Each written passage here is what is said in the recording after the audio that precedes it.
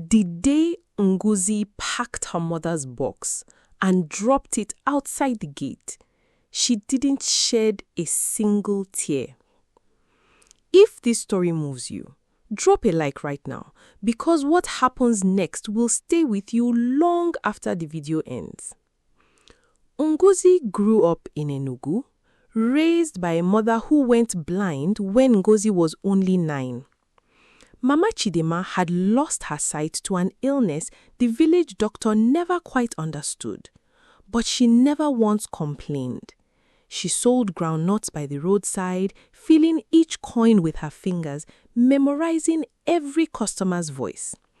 She raised Ngozi alone, sending her to school with money she barely had. But Ngozi grew ashamed. As she got older and moved to Lagos for university, she began to hide her mother's existence. When her friends asked about her family, she changed the subject. When she got engaged to a wealthy young man named Emeka, whose family owned a chain of supermarkets in Lekki, the shame turned into fear.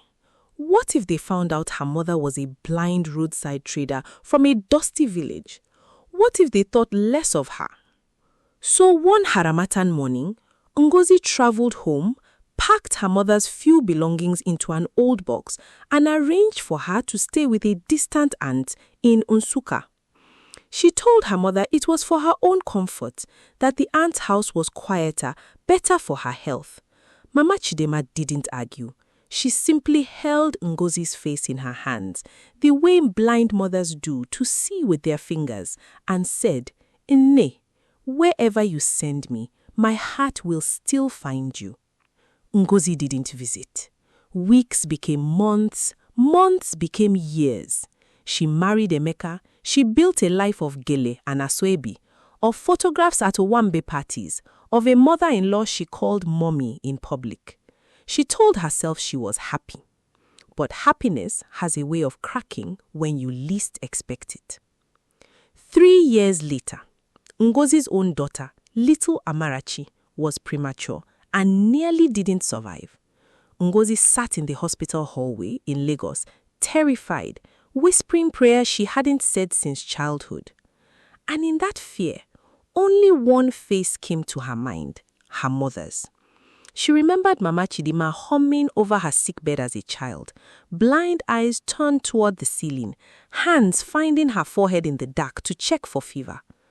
Ngozi realized, sitting in that cold hallway, that shame had cost her the one person who never once looked at her with anything but love, because she couldn't look at all. The moment Amarachi was stable, Ngozi didn't wait.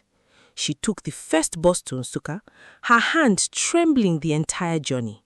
She found her aunt's compound, weathered by years of rain and dust, and there, sitting on a low stool outside, was Mama Chidema, older, thinner, her wrapper faded, humming the same tune she used to hum. Ngozi fell to her knees in the sand. "Mama, please forgive me. I sent you away because I was ashamed. I was foolish."